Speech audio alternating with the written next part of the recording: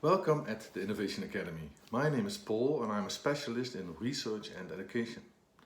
I help all kinds of organizations, including universities, that are dealing with research and education. I write books, I give presentations, I help PhD students, and I'm doing that in the Netherlands where I live, but also abroad. In this video, I'm going to answer the question how to write a research report in the social sciences. And with social sciences, I mean sciences like sociology, psychology, economics, politics, educational studies, and so on. What can you expect? Well, first we're going to talk about the components of science, because all the components should be in your research report. Then we're going to talk about the general structure of a report. What are the topics in the structure and what's the logic behind the structure? A research report reflects the components of science. The first component is empirical knowledge. You have to show the reader that you know all the facts and figures that are known about the topic you are dealing with.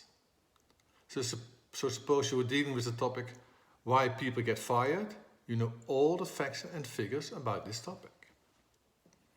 The second component is theoretical knowledge. You have to show the reader that you know all theories, that you know all explanations about the topic you are dealing with. So if you are talking about why people get fired, it could be for economic reasons, it could be for psychological reasons, it could be anything, but you know all reasons. You know the literature.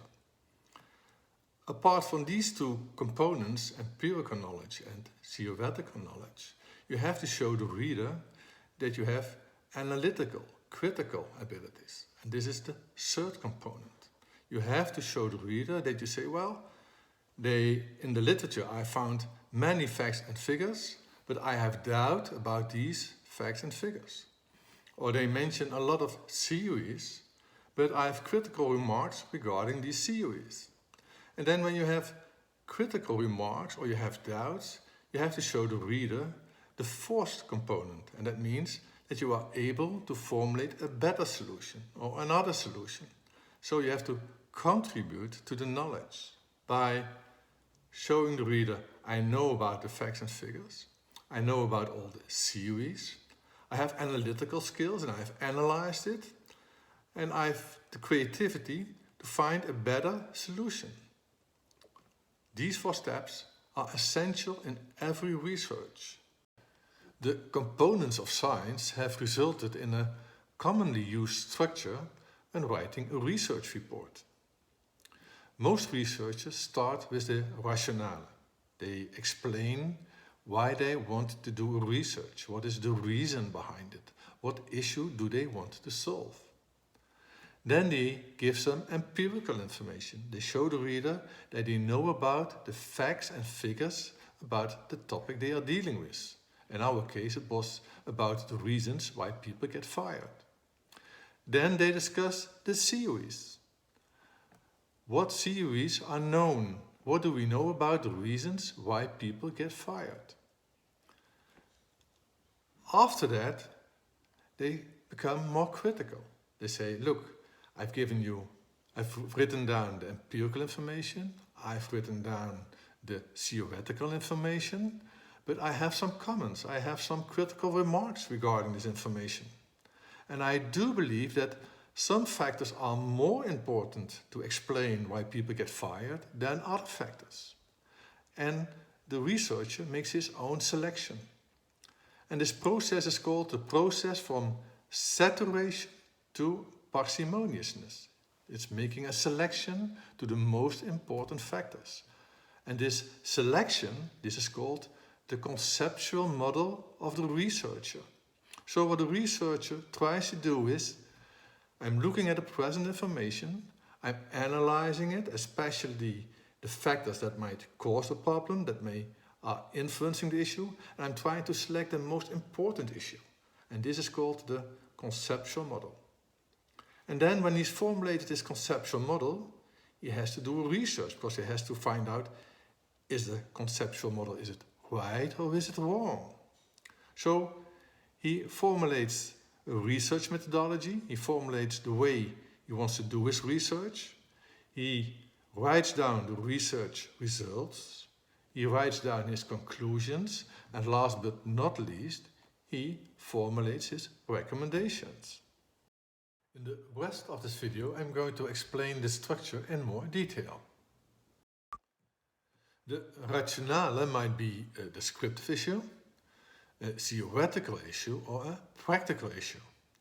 A descriptive issue might be something like how many people get drunk every day, or how many children do people get. The theoretical issue might be why do people get drunk, or why do people get children? And a more practical issue might be how can we prevent that people get drunk, or how can we prevent that people get children? The empirical analysis is also called the situational analysis. As said before, in this analysis you write the facts and figures.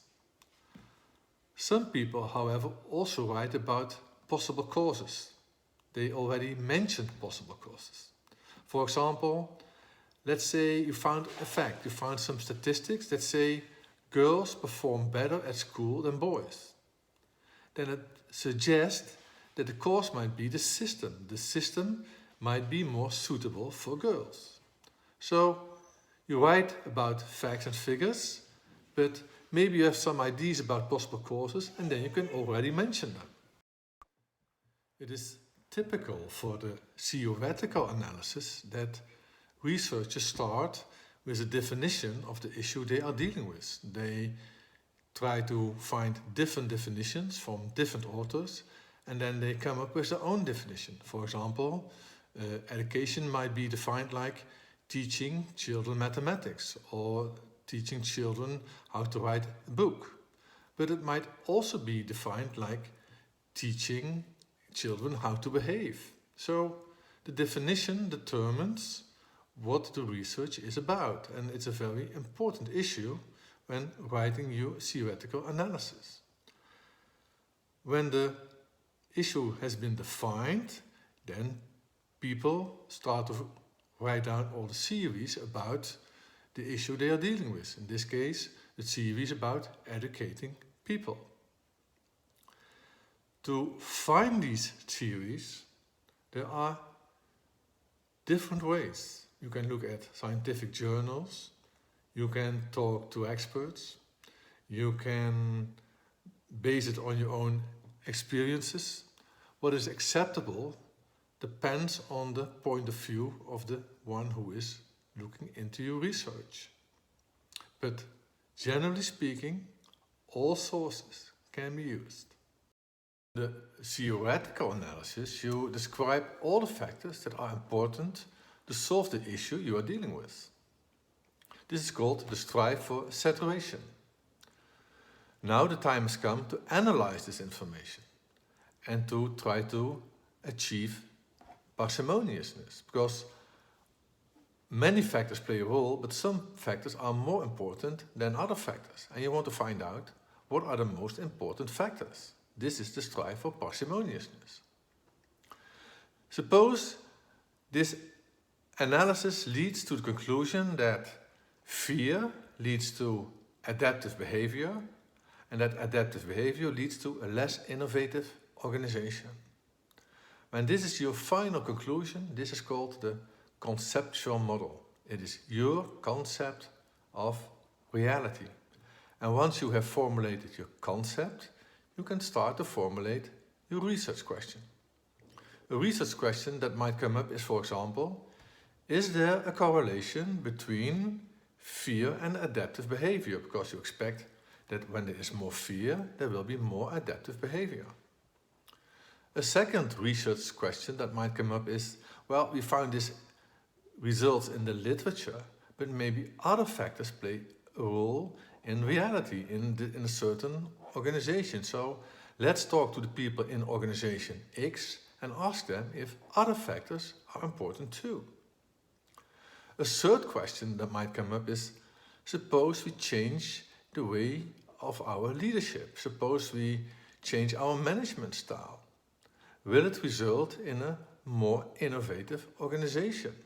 So we're going to test our theory. We try to come up with actions and try to test if it results in a more innovative organization.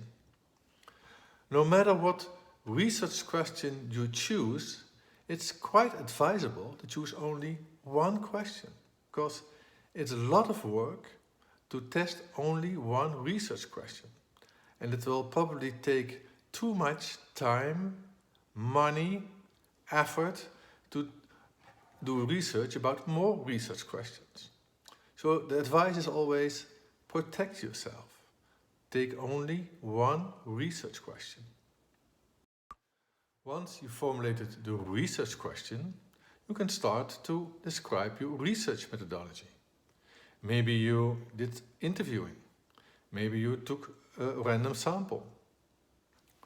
It's quite important in this section that you describe why the results of your research may not be valid.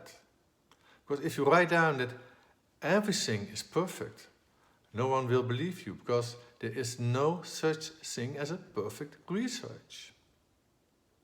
So write down why the results might not be valid. Maybe you believe that the sample is not representative for the total population. Write it down. Maybe you believe that people gave answers that are socially desirable. Write it down.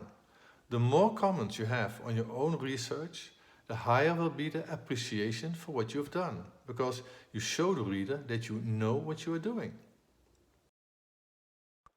After describing the research methodology, most researchers describe the research results. And they try to do that in such a way that even someone who's not an expert on their topic can understand what they write about. So they try to make use of charts, or they try to make use of pictures. Everything that helps to explain what they are talking about. And if they use real expert information, like statistics, they put it between brackets, or they write it down in the appendix. So the general rule is, try to write something that is readable for everyone, if possible. Most researchers end with conclusions and recommendations. They explain why the theory has been confirmed or not. They explain why the research has been practical relevant or not. And they explain what should be done in the future. In this video, I've tried to explain the general structure of a research report.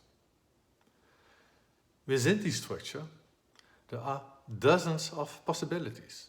There are dozens of choices that influence the theoretical and practical value of your research. These choices are being explained in some other videos. I hope we will meet again. Bye.